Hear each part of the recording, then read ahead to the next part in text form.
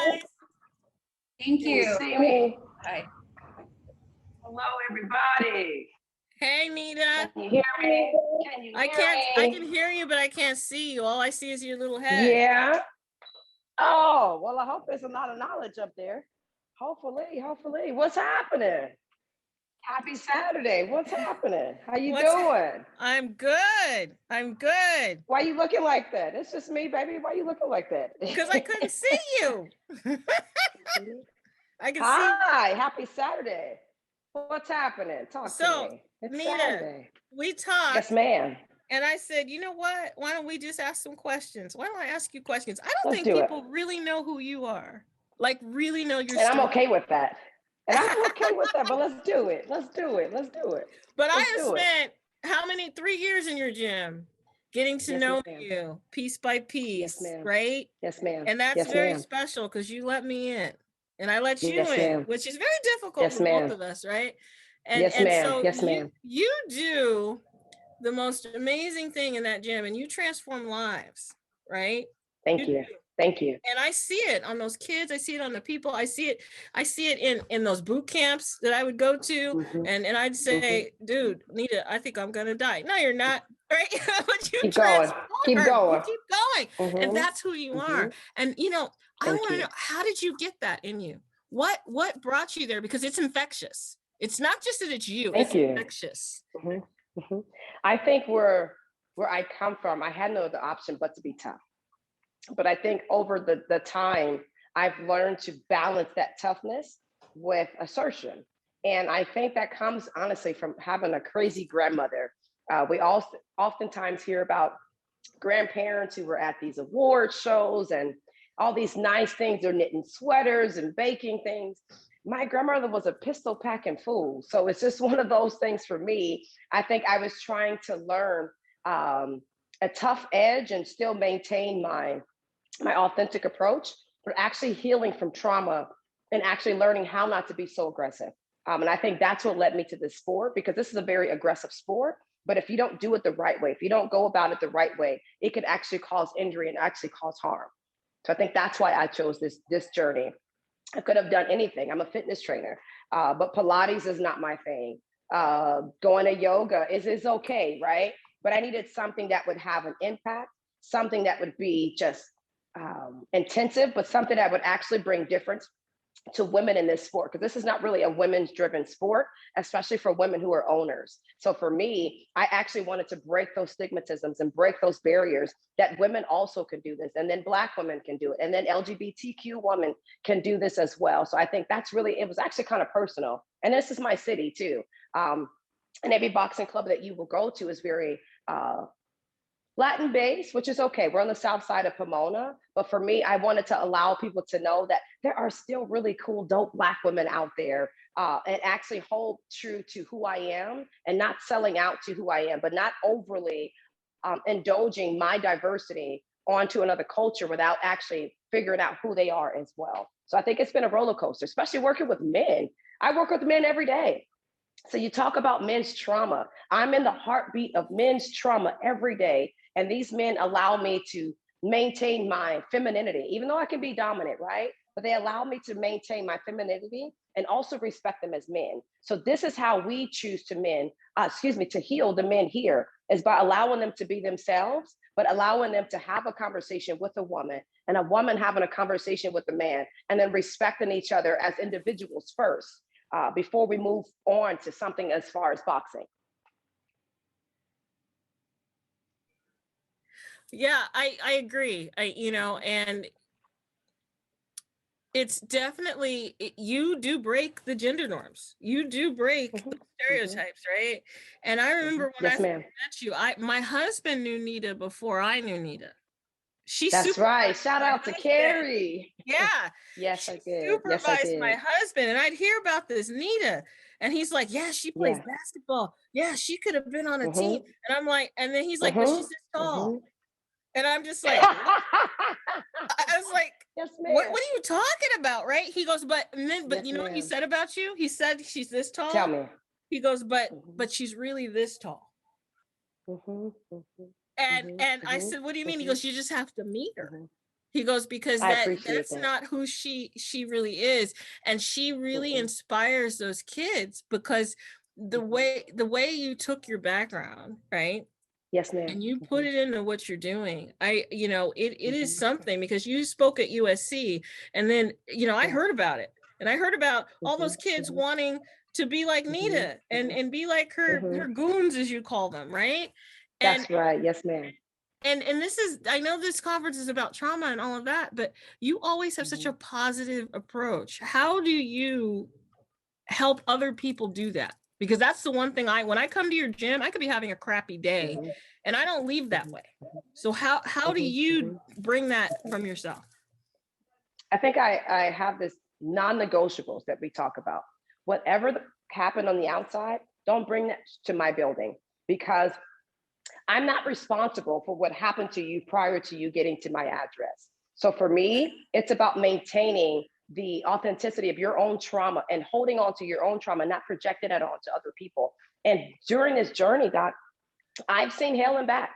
I have seen some rough, crazy nights, including burying my grandmother, including losing relationships. But at the same time, I had to make sure that I was healed enough to continue doing this program. Because it's one thing to be in leadership, right? And it sounds great at conferences and at workshops, but if you're not whole enough, you can't heal a community. I don't care how many books you have. I don't care how many things that you've written. If you're not whole enough yourself, nothing about your healing journey will be authentic. So for me, I literally had to take that time out and be honest with myself and say, Nita, you're not okay. Because I could easily walk around with a game face. I could walk around with this mentality that everything is positive. And I think sometimes that misconstrues actually who I stand for. So I think with me, the raw feeling that you get here, the raw vibe that you get here, that's healing. And we posted the other day, people think healing is aromatherapy and all of these fancy things. Healing is getting ugly, Doc. Healing is, it takes time. You have to sit there and be vulnerable with yourself. You have to allow people to be vulnerable with you. And I think that's the journey that I had to go through, is to take ownership of my own trauma, and then I can open up my door. So I took some time off. And I think that was the smartest thing for me to do. And I could not imagine if I did not take that time off and be honest and say, Nita, everybody always views you as strong. It's okay now to say that you're not okay. It's okay now to say that you need help. And I think that's what made me stronger, is because I had the courage enough to tell people that I needed help. I had the courage enough to tell people that I wasn't okay. And at the end of the day, I gave two craps about what you thought about me. That's really who I am. So it was just like, I mean, you can't whoop me. So it was just kind of, after I get over the fear of you, I have to learn now how to respect you. And I think that's the journey of working with men, is after we get over the fear, after we get over the trauma of their experience, we now have to learn to respect. So for me, it's literally leading by example. Yeah, and there's definitely a leadership component. And I remember, it may have been the first day I met you. You were in my house because we have chili. I don't know. We had something good face, right? And you came in through the door and you're like, "Is that your wife?" Like, I don't think he ever told you I was Black. Like, I don't think you even knew what you were. Yes, he did. He told me you were Black when I worked at the other organization. I'm like, oh no, don't tell people I'm racist. No, he did tell me. And the thing about it is, when he told me this was me, wait a minute, wait. You? But I think that's the beauty of this program, is because Carrie literally shocked the hell out of me. And then I met you and I said, oh, you got a Black woman. He goes, oh yeah. So I think that's what made me connect with him even more so. It's because you get it. He got it. And then he allowed me to be me because he allowed you to be you. And I think that's what bridges communities together, is allowing people to be themselves. That's it. Well, and that's where, it's funny because you said, you're sitting there and I'm telling you about these things I'm doing and all that. You go, how did you do that? And you still ask me, and I always give you the same answer. Just go do it. Yeah. And you're like, that's true. Frustrating. And I'm like, it's not. That's so very true. I said, just go do it. Make your mind up and go do it. And so as a leader now, and you're going and doing it, my question is what advice do you have for people who want to lead like you? Like, because we're on leadership and community. What would you give people? We are. I would say, honestly, my honest opinion, Dr. Warner, you have to learn how to shut the fuck up. You have to. Because if you don't learn how to be quiet, that means that everything around you have figured out. So why do I need you if I had it figured out? So at some point, we have to learn to mute our mouths and open up our ears so our spirits can hear. And in order for me to hear you, I have to heal. Because I got a little mouth on me, Dr. Warner, and God's not through with me. And there are certain avenues of my life that you piss me off, I might just respond in a different way just because of how I was raised, right? But for me, I had to learn to shut the hell up and allow people to pour into me and allow people to give their expertise, allow you to be your professional self and to pour into me. That's the only way I was able to get to this level. And that's the same thing with boxing. Same thing with boxing. You have to be able to allow yourself to learn something new. I am training heavyweight men. Do you hear me? I weigh $124 on a good day because I'm vegan now. But at the end of the day, there's not a man in here that I'm afraid of. But I didn't do it out of fear to say, I'm a strong lesbian woman who runs a boxing club. No, I'm a healed woman that learned how to respect healed men.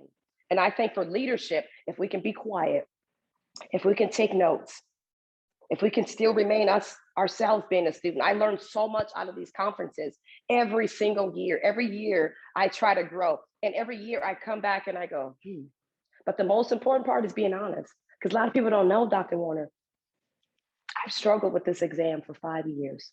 And I want everybody to know. I have no embarrassment because of the test taking anxiety that I have. But guess what? There's not another therapist doper than me. There's not another speaker doper than me. There's no one else that created this body to do this job. But it actually had to be a journey to break me down and to keep me humble. Because if I got everything in the beginning that I actually thought that I would, you wouldn't be able to tell me shit. I wouldn't even be sitting here talking to you. But something had to break on the inside of me, and that was trauma. That was the trauma of failure. That was the fear of failure. Then I learned failure is okay, because failure is a constant reminder that you still have work to do. You still have growth to do. And I think that is leadership. Yeah, to realize you have to grow, right? Mm-hmm. Mm-hmm. I do. I know that in being a leader, I'm not done yet. I have no idea why this engine is propelling me to the path that is propelling me, but I tell people I don't know how to stop. I don't know. I don't know why. I just know this is how I'm supposed to lead. That part. Yeah. And when you do what you're propelled to do, things fall into place. But when you go against your nature, it don't work. It doesn't work, right? And I remember going into your boxing lab saying, Nita, I'm not coordinated. I don't know what I'm doing. Like, yes, ma'am, I do remember that. You remember what you told me? No, probably. Oh Lord, can we say it? Yes, say it. You told me this is where you get out of your own head. That is true. Yes. To let someone else help you. Yes, I do remember that. And I was hoping that you didn't like take me off the script schedule because I kind of like pushed a button, but this is me. I think that's the beauty of leadership. There's an area that you know everything about. And that also comes along with community, sometimes with games. But at the end of the day, you came on my turf. I'm the expert on my turf. I'm the boss on my turf. So you have to humble yourself to come into new territory, not as the leader, but as the student. And I think that's the beauty of community. That's the beauty of communication, when you can humble yourself and go to someone else's establishment and say, teach me. Teach me what I don't know. And I think I did the same thing when I was going to Chicago school. Show me, Dr. Warner, how to be a better clinician. How to do, right now, I feel like a walking DSM-5, but at the end of the day, I need to learn how to be a test taker. So Dr. Warner, show me what you did. Show me what are the strategies. That is how you deal with trauma. You can't just go in and say, this is a traumatic experience. This is what we're going to do. It has to be problem solvable. It has to be strategic. It has to be something that makes sense to the person that you're actually teaching it to. So I would have to be very patient with you because you had a different style of learning. Also, too, I knew that you were uncoordinated. That wasn't never my thing. The most important part was teaching it to you for safety. Because the more uncoordinated you were, the more likelihood of you being injured. So for me, I had to also learn not to be intimidated. No one on this planet physically scares me. But baby, when it comes to degrees, when it comes to the things that you guys have that I'm working so hard for, it intimidates the hell out of me. But something on the inside of me says, peace be still. You have to learn to be a student. So you taught me, and I was able to reciprocate that and put you on my ground. And I think that is leadership. Because if you were great at everything, that would be so boring. Like, what if you could do everything? You wouldn't need Mr. Scott. You wouldn't need all your students. You'd be able to do it by yourself, and then you'd be burnt out. So for me, I think that the beauty of this is learning trauma as a whole, but learning how to look her in her face and say, bring it. But you have to have the courage to do that. That's why we created this. I could have easily done a boxing club because that's just what Pomona is based off on. It's a very Pomona boxing type of vibe over here. It goes back to the Shane Mosley days. It's just known for boxing. But for me, I don't want to put a broken boxer up there just to say that, you know, we won a few tournaments and then he leaves that ring still broken.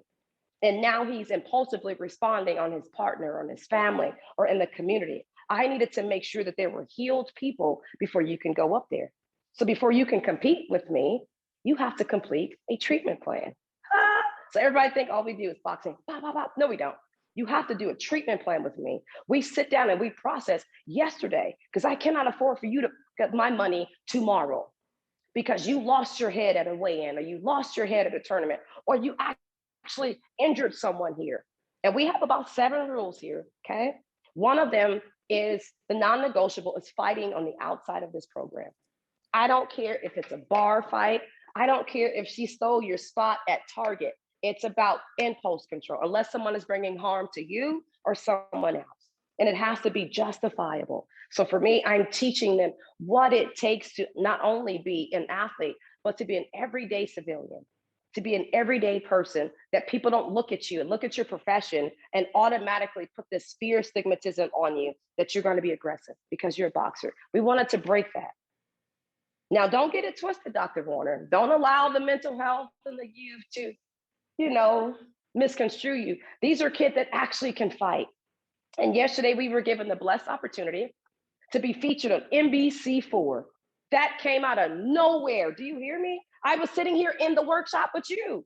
I have my glasses on, I got everything going, and out of the blue, I get this message. But 'tis the season. This is the season, but I actually had to learn how to heal, because I had a lot of expectations with people in my community about having them have our back financially.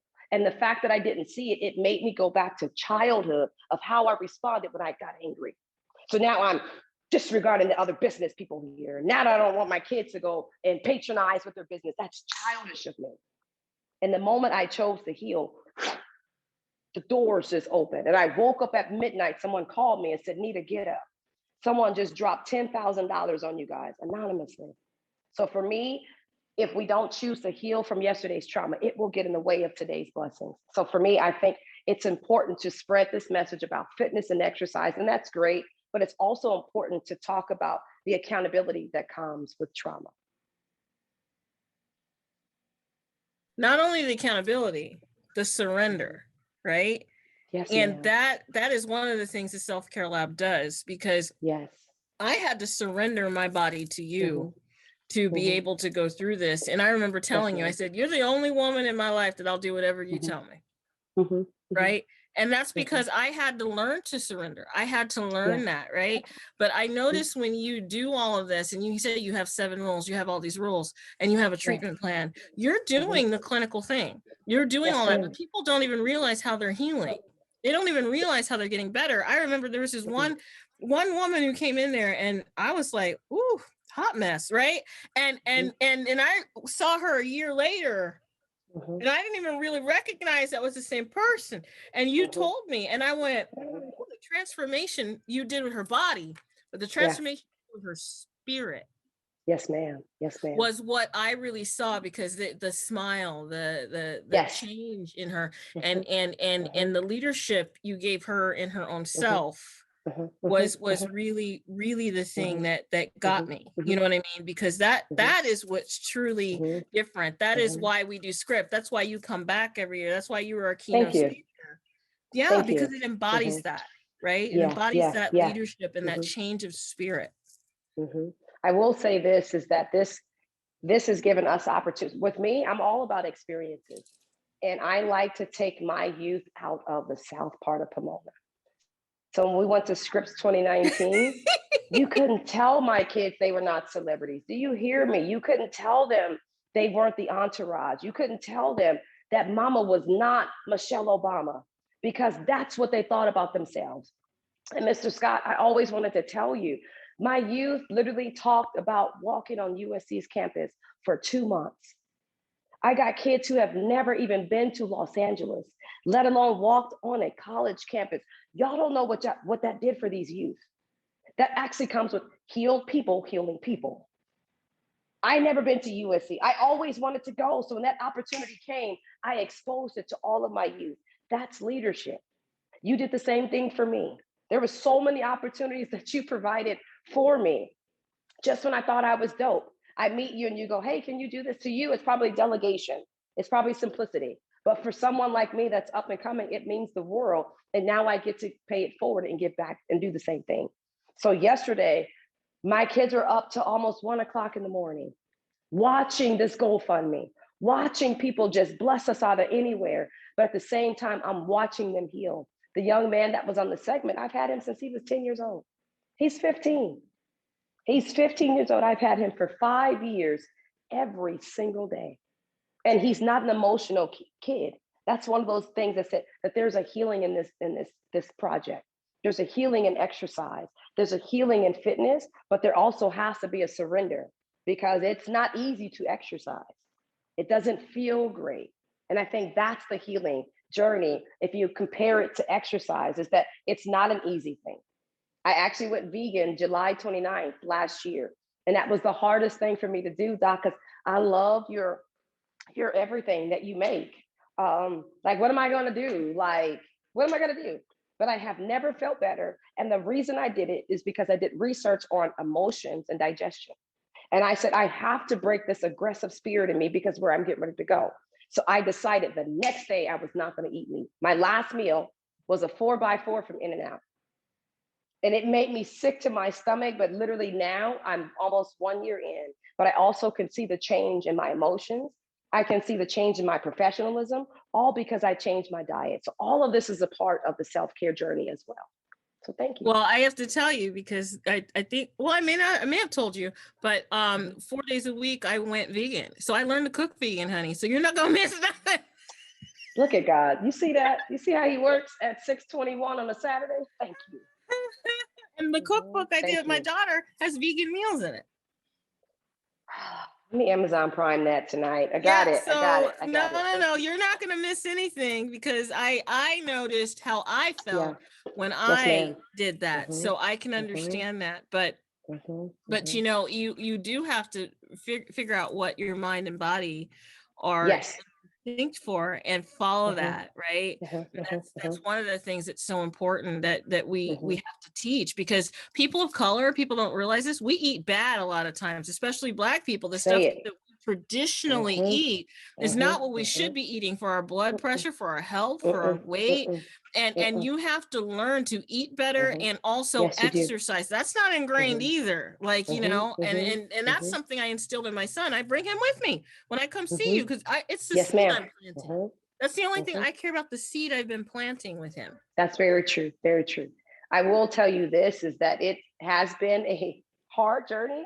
I haven't eaten meat. I haven't done dairy. I haven't done anything, but it was a hard way to adapt. But I had to find other ways to self-care, and also other ways to meet different people in the community, because I had to learn how to speak different languages, diversity. I had to learn diet. I had to learn youth from young adults. There's so many things that go along with this. And I will add this yesterday. I don't know if you guys noticed, I purposely chose those youth yesterday. Those are some of my top youth in this program. Asian that lives in the projects, a Latin American, first generation. So I chose different styles and different walks of life on purpose, because that's boxing. That is self-care. That is community. And to be quite frank with you, I'm probably the only African-American person in my establishment from time to time. But I've learned just cultural dynamics, Dr. Warner. I've learned how to communicate effectively and learn trauma from a cultural perspective. So the presentation that went before about the Latinx and learning how to communicate with trauma and domestic violence, that was perfect.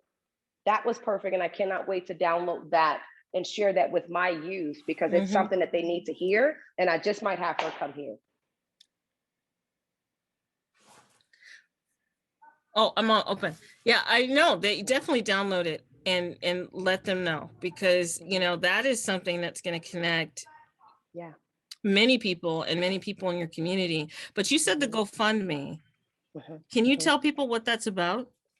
I was doing great. I always knew that I was bigger than this program and bigger than this building, but I didn't think it was going to come so quickly.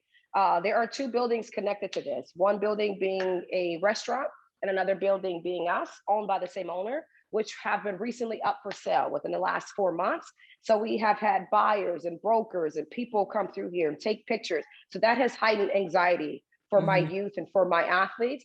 So we've had to find a new location. And Dr. Warner, this location is dope as hell. Do you hear me? I can host some scripts in this. Do you hear me?